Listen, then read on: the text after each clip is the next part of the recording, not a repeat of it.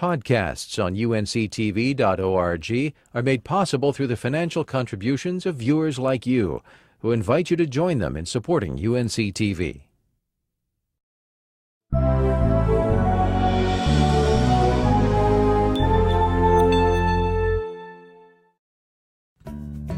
Sweet tea may be the beverage of choice in North Carolina, but it's not the only thing brewing in the Tar Heel State these days.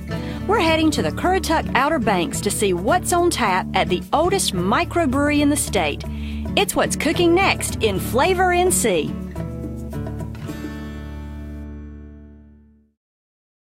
Flavor NC was made possible by Got to Be NC Agriculture, the official state identity program for products grown and processed by farmers and value-added food companies in North Carolina.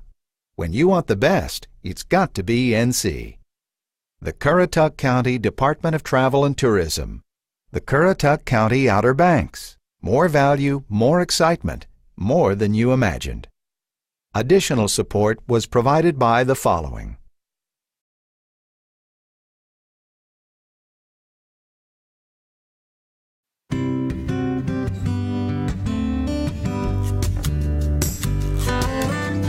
There's no Main Street, no zip code, and you won't find it on a map. But our place is just as real as every mouth-watering morsel grown, raised, or harvested in North Carolina. Welcome to Flavor NC, the heart and soul of local food.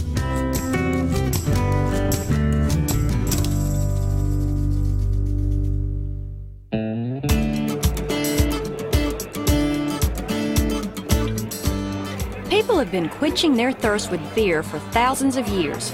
It's one of the oldest beverages in the world. Some people even rank the invention of beer right alongside that of bread as the foundation upon which ancient civilization was built.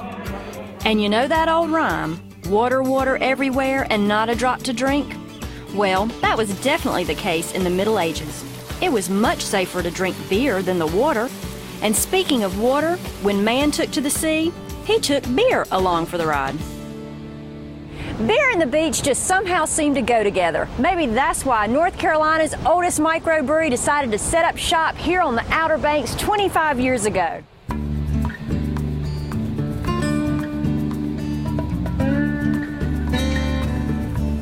Most of us think of beautiful beaches and wild horses when we think of Currituck County.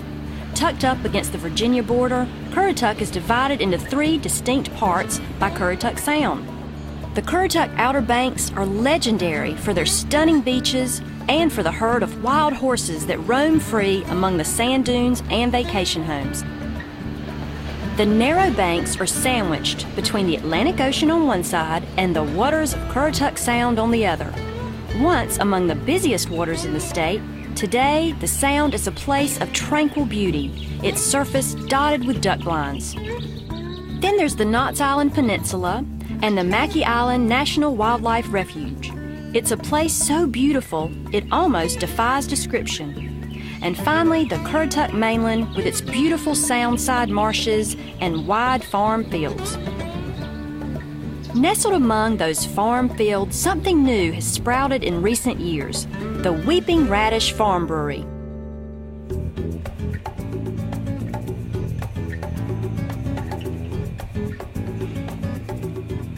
Weeping Radish first began producing beer in Manteo in 1986. After 20 years, owner Uli Benowitz made the decision to relocate just up the road to Currituck County.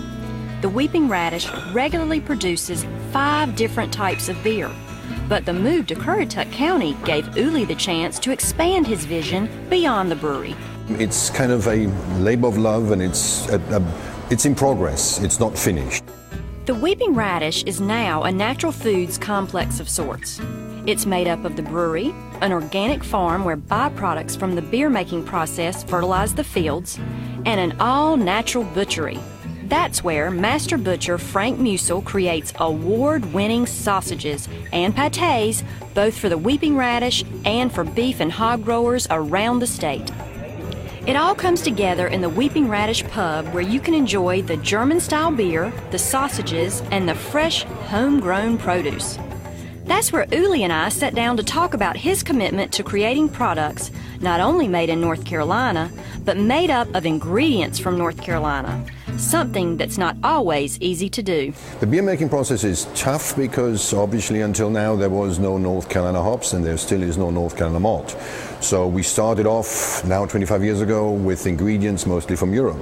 But things are changing. North Carolina has got their first small hops farms. So we are beginning now with local hops and hopefully malt, local malt will soon follow. So the goal is clearly to have an all North Carolina beer made from all North Carolina ingredients. That's our goal. Oh, that would be wonderful. It's coming. It's I coming. promise you it's can't coming. wait. I can't wait. The first step on that road is a new beer Uli is now brewing using those North Carolina grown hops. As brewmaster Nick Williams explained to me, it all starts with just two things, water and grain. All right, Nick, the brewmaster, tell me about this process of making the fabulous beer. Well, the first part of this process is called mashing in, which is where we're at right now. It's where we add grain to filtered water, and it actually releases the sugar from the grain, and that's what we use to ferment the beer into alcohol. Okay, so you just, now I'm gonna scoop it in. Yeah, just grab a scoop and toss it right in there. There you go. And then after that process, we start stirring it up. And how long is it in this? It starts in this for about 45 minutes. Then it goes into what we call recirculation, and we recirculate the wort that's going to be made into beer. We recirculate it over itself for about 20-30 minutes, and that really brings out some clarity in the beer. Takes a lot of the grainy flavor out of the beer and just gets it ready to be boiled into beer. Okay, well, it's looking good to me.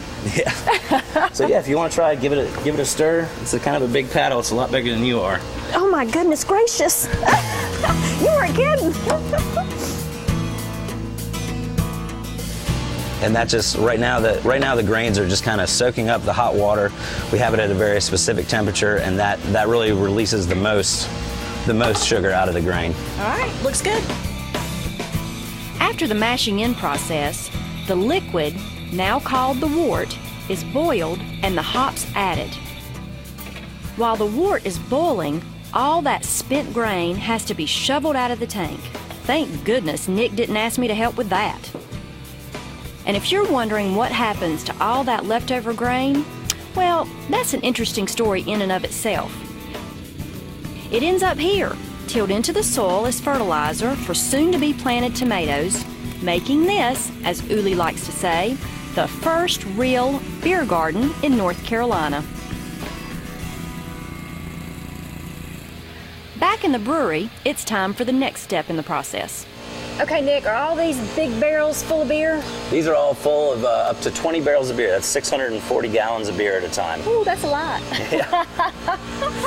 What's happening in the barrels? Right now we're undergoing primary fermentation. This is the first chance that we put yeast with the wort that we just cooked earlier today, and the yeast actually ferments the sugar in the wort into alcohol, and that's what gives it beer. And it starts a very slow carbonation process.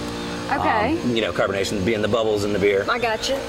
And then, okay, what is this? These are whole cone hops. These are grown in Weaverville, North Carolina, They right smell outside great. Asheville. Yeah, they do. A little fruity. Uh-huh. And for our IPA 25, we actually use these straight into the primary fermentation tanks, and that just gives it a little bit more of a hoppy punch, a little bit more bitterness, kind of a fruity flavor and aroma.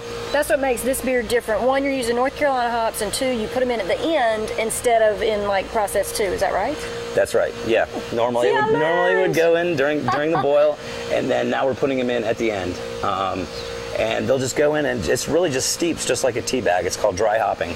Okay, and then after it's done in these barrels, is that it? You ready to bottle or what? After it's done in here, we ship it into the cold room where it continues a secondary, slower fermentation for another 3 weeks. Oh. At that point, after the 3 weeks is over and it's been filtered, then it's ready to bottle.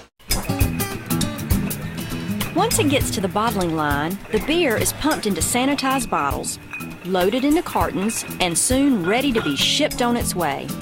Nothing goes better with beer than brats or sausages or hot dogs or sweet potato pate for that matter.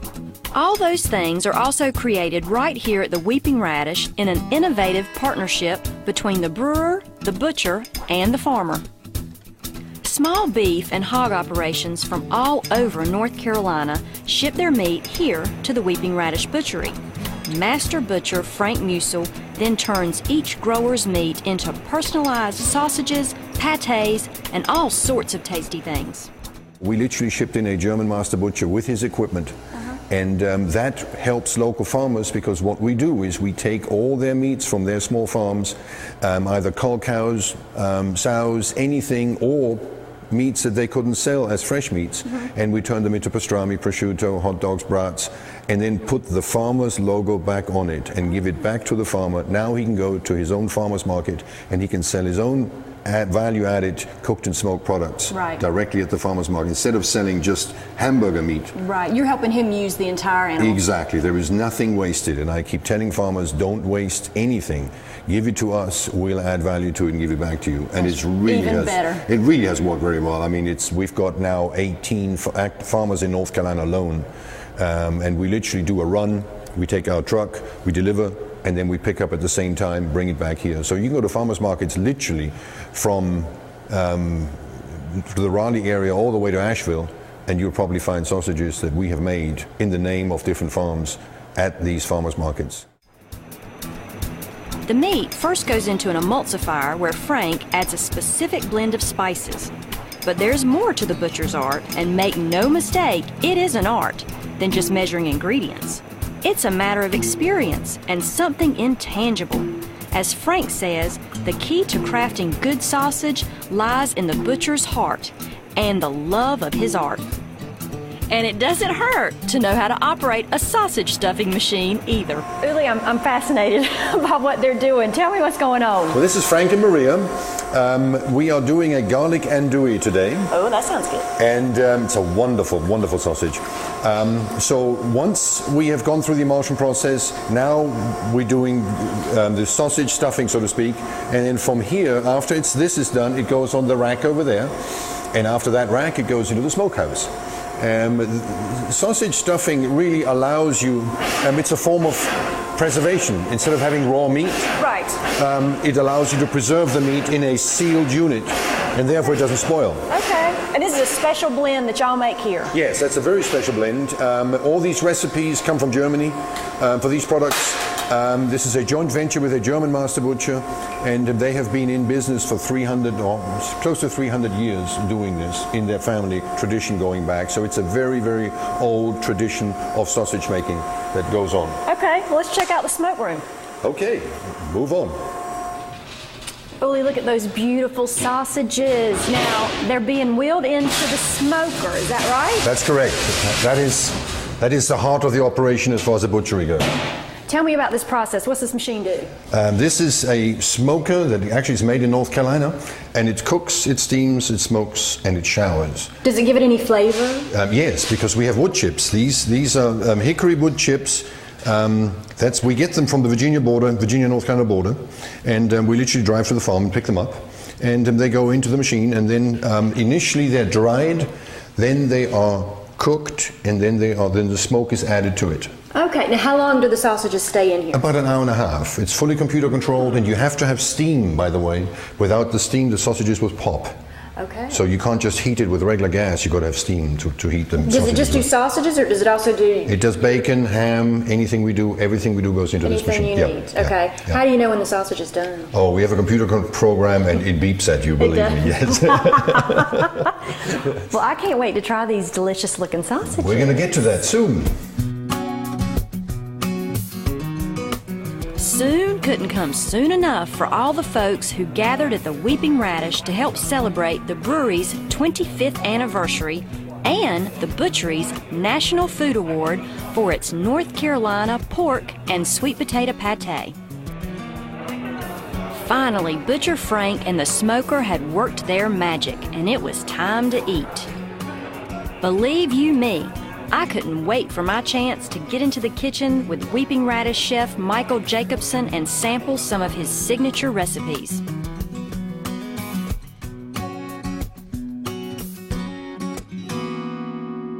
All right, Michael, that food was fabulous last night at the party. What are we making? We're gonna make black radish barbecue sauce. Start with a little bit of oil in here. We're gonna add the onions. Get a little color on them. Okay. You can give it a little stir.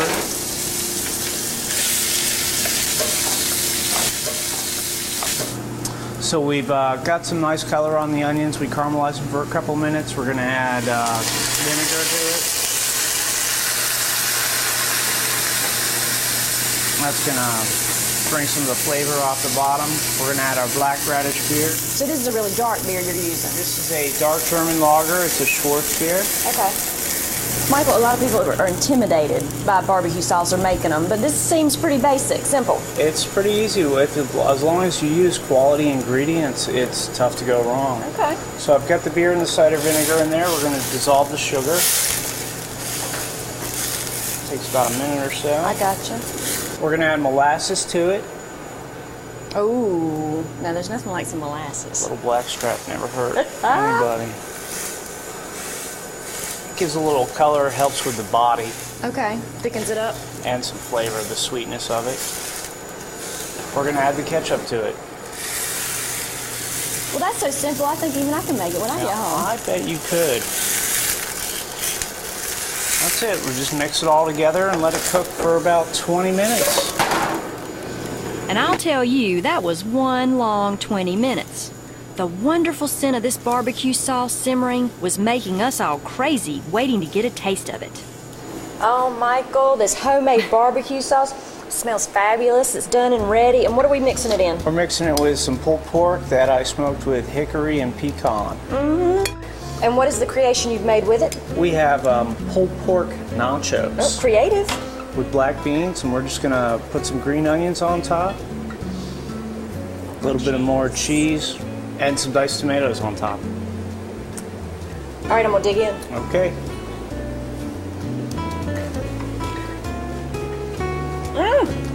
Sweet, tangy. I'm making this barbecue sauce for my husband. Sounds good.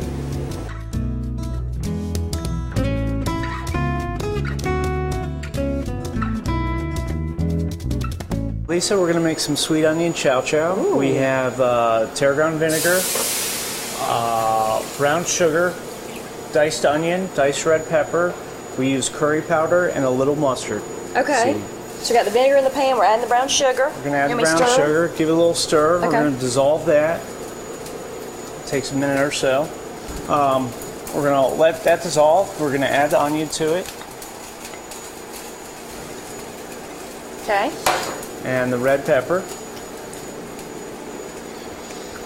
Give that a little stir. When that comes up, it's starting to come up right now. We're going to add about a tablespoon of curry powder. One more.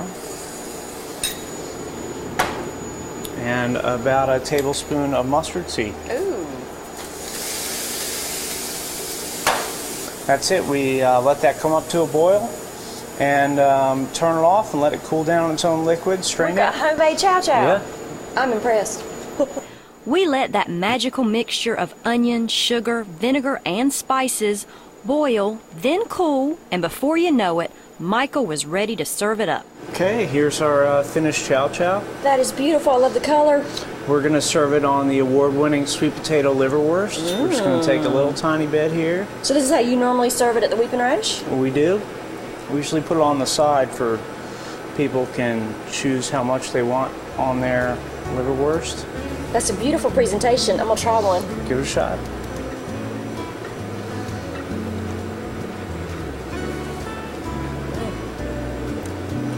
That chow chow is sweet and tangy all in one. It is. And okay, I give the pate an award. Okay. Delicious. Thank you. You're welcome.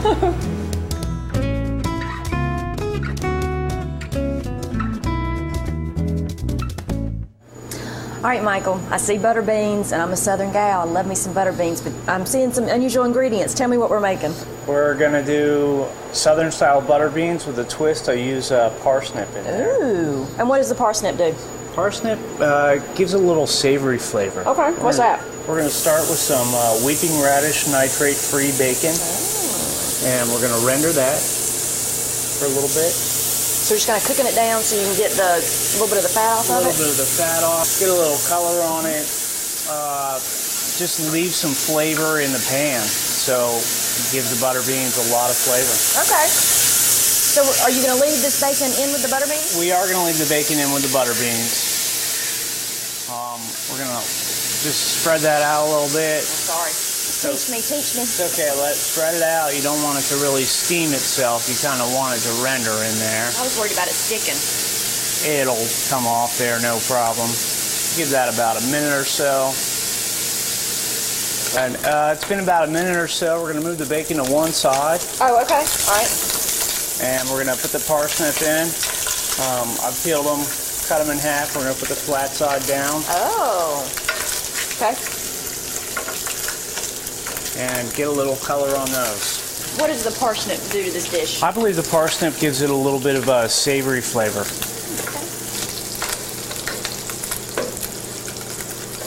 So we got a little color on them. I'm just going to flip them over here with a spoon, of course. Yeah, they're pretty. And add the onions in. Okay, some diced up onions. Diced up onions. I'll let those cook for about a minute. Till they're translucent? No, just till they have they start to sweat a little bit and have a little bit of color on them. Okay, now we're going to add the butter beans to it. These are actually North Carolina butter beans. We bought them last year and froze them. They freeze pretty well. Okay. It's in there. Give it a little stir, and then we're going to pour the stock in. Is this chicken stock, vegetable stock? This is chicken stock. You can use water. Okay. And then we just let them cook down? That's it. Bring it up to a boil. Cover it. Turn it down to a simmer. All right. And they take about 20 minutes. Looks good. Can't wait to try them.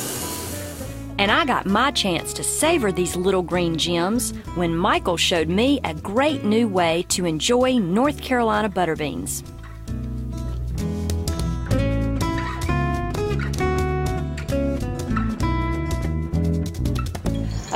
Michael, I love some butter beans and I could eat that whole bowl, but you're going to show me another recipe using those. We're going to do freshwater prawns, garlic andouille, and a butter bean succotash.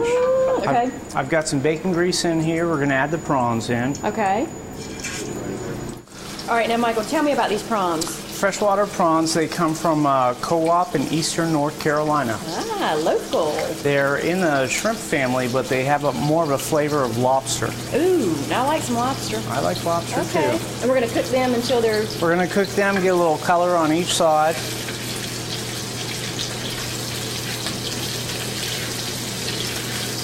Okay, so we've added our shrimp. We're going to add some onions in there. Let them cook a little bit. Just a couple seconds. Okay. Bacon grease nice and hot. We're going to add the garlic andouille, which is house made. That's fresh. It is fresh. Give that a little stir. Okay. Cooking your onions till they're caramelized or translucent? Just kind of a little caramel on them. I don't want them to be too hard, but I want you to be able to taste the onion. Okay. And we're going to add the butter beans. That already have lots of flavor. They have bacon, onion, the savoriness from the parsnip. You know, I always thought succotash was butter beans and corn mixed. Corn, succotash is pretty much a bean thing. It can have corn or hominy in it. This time of year, we have the butter beans. We bought them last year and froze them. They're local and they freeze really well, so that's what we went with. We're going to add some butter to it. I don't know about you, but fresh and local, it makes a difference in the way it tastes. It really does make a difference in the way it tastes. We're going to let this cook for a second. Season it with a little salt and pepper for flavor, and add some good old heirloom tomatoes for color, and get ready to try one of the best things you've ever tasted. Lisa, this is a great one-dish meal. Looks delicious, colorful. It really was easy. It was. Cooking is not hard.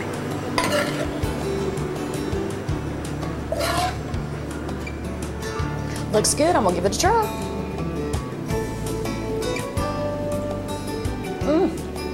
That is fantastic. That's just Southern happiness in a bowl. Thanks for having me to the Weeping Radish. You're welcome. I had a great time. I've learned a lot. Good. The great food and drink being produced at the Weeping Radish may not be traditional Southern cooking, but it sure is mouth-wateringly tasty. According to Bob here, whoever would have thought in North Carolina, where sweet tea reigns supreme and pork usually means barbecue, a little piece of German culinary tradition would survive and thrive for more than 25 years. It just goes to show what a little creativity and a lot of hard work will do for you. I'm Lisa Prince, and I'll see you next time right here in Flavor NC. To see today's recipes or for more information on local food and farmers markets in your area, visit flavornc.com. Flavor NC was made possible by Got to Be NC Agriculture, the official state identity program for products grown and processed by farmers and value-added food companies in North Carolina. When you want the best, it's got to be NC. The Currituck County Department of Travel and Tourism. The Currituck County Outer Banks. More value, more excitement, more than you imagined.